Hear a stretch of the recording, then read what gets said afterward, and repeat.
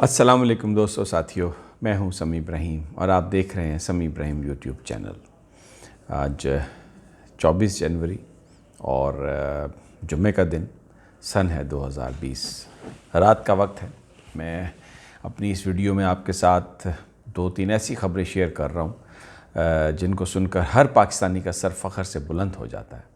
اور یہ وہ انفارمیشن ہے، یہ وہ خبر ہے جس کا ہم نہ جانے کب سے انتظار کر رہے تھے۔ بالکل آپ صحیح سمجھے کہ کب دنیا یہ یقین کرے گی کہ پاکستان ایسا ملک ہے جو دہشت گردی کے ساتھ تعاون نہیں کر رہا، ایسا ملک ہے جہاں پر دہشت گردوں کو پناہ دینے کے لیے سینکچریز نہیں ہیں۔ اس کے اب جو انڈیکیشنز آ رہی ہیں، اب جو دنیا کے بیانات آ رہے ہیں، جو دنیا کے مختلف ممالک فیصلے کر رہے ہیں پاکستان کے حوالے سے، اس کی ریفلیکشن اس میں نظر آ رہی ہے۔ برطانیہ نے ایک بہت بڑا فیصلہ کیا اپنے شہریوں کے لیے، پاکستان کے لیے، اس کی میں آپ کو تفصیل بتاؤں گا۔ ٹریول ایڈوائزری انہوں نے نئی جاری کر دی ہے۔ اور پھر ایک وہ خبر جو پچھلے 2-3 سال سے 2018 سے ہم لوگ اس گرداب میں پھنسے ہوئے ہیں، میں بھی اپنی کئی ویڈیوز میں اس کا ذکر کر چکا ہوں۔ فیٹف گرے لسٹ، جو بیجنگ میں جو اجلاس ہوا، میں اپنی ویڈیوز میں آپ کو بتا چکا ہوں کہ کس نے کیا کہا، چائنا نے کس طرح سپورٹ کی۔ اب بھارتی میڈیا اس بات کی دہائی دے رہا ہے، اس بات کو ایکنالج کر چکا ہے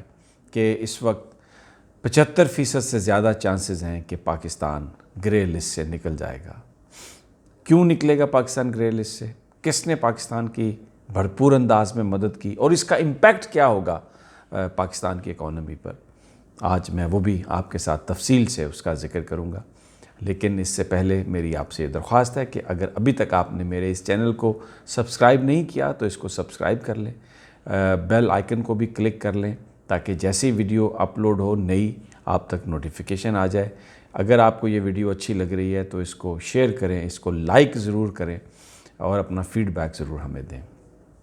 اب میں کسی بھی تاخیر کے بغیر سیدھا میں اس خبر کی طرف چلتا ہوں جس کا ہم سب کو انتظار تھا۔ پاکستان کے حوالے سے برطانیہ نے ایک نئی ٹریول ایڈوائزری جاری کی ہے، اپنے شہریوں کے لیے نیا ایک ہدایت نامہ یا ان کو ایک نئی صلاح دی ہے، جس میں یہ کہا گیا ہے کہ پاکستان ایک محفوظ ملک ہے۔ پاکستان میں سڑک کے ذریعے ایک جگہ سے دوسری جگہ ٹریول کرنا بالکل برطانیہ کے شہریوں کے لیے محفوظ ہے، اور خاص طور پر جو برطانیہ کے ہائی کمشنر ہیں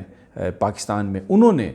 اب اردو زبان میں یہ ایک ویڈیو میسیج ریکارڈ کیا پاکستانیوں کے لیے، اپنے ملک کے شہریوں کے لیے۔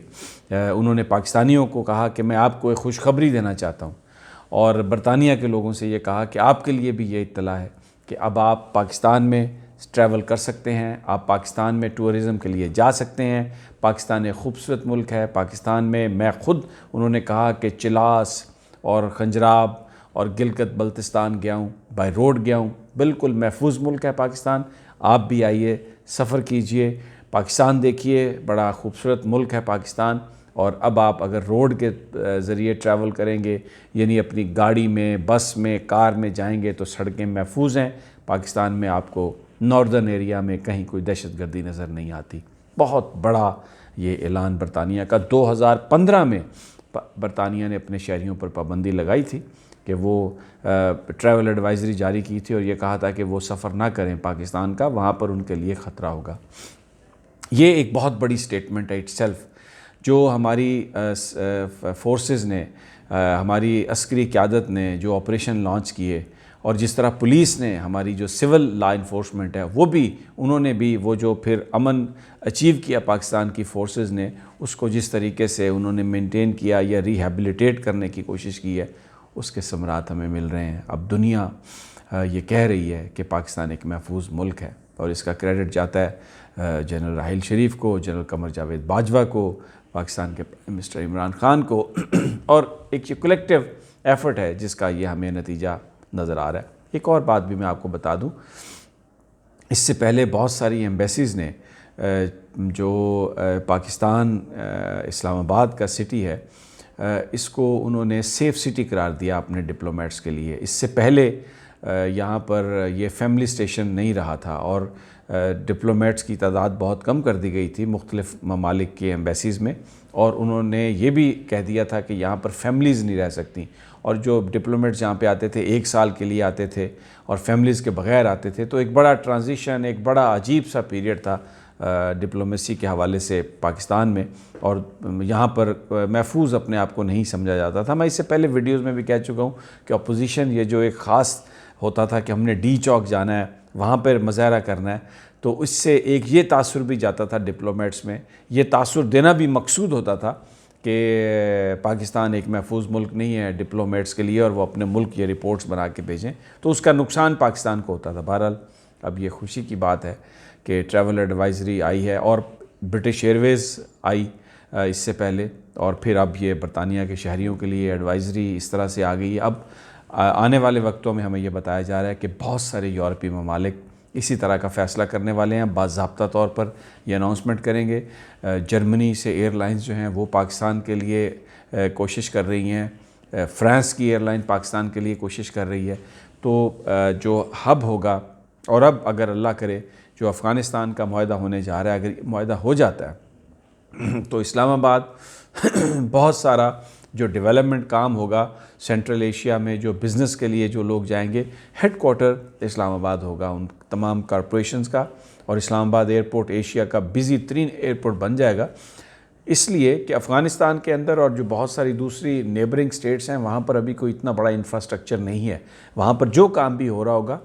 اس سارے کے لیے انفراسٹرکچر یا جو ہیڈ آفس ہوگا وہ اسلام آباد میں قائم کیا جائے گا۔ تو اسلام آباد کے لیے بھی بڑی خوشخبری، پاکستان کے لیے بھی آنے والے وقتوں میں یہ ہم فور کاسٹ کر رہے ہیں کہ اللہ تعالیٰ نظر بد سے بچائے اور ہمیں محفوظ رکھے دشمن سے۔ آج لاہور میں بنگلہ دیش کی کرکٹ ٹیم نے بھی میچ کھیلا، اس سے پہلے سری لنکنز کھیل کے گئے ہیں، ویسٹ انڈیز بھی ہو کے گئی، انٹرنیشنل کرکٹ بھی آ رہا ہے، تو پی ایس ایل کے سارے میچز جو ہیں وہ پاکستان میں ہو رہے ہیں۔ تو الحمدللہ وہ جو دشمن کی ایک سازش تھی پاکستان کو آئسولیٹ کرنے کی، وہ اپنی جگہ ہمیں دم توڑتی ہوئی نظر آ رہی ہے، اور پاکستان اب آگے کی طرف بڑھ رہا ہے اور اس کی سمت ٹھیک ہو گئی ہے۔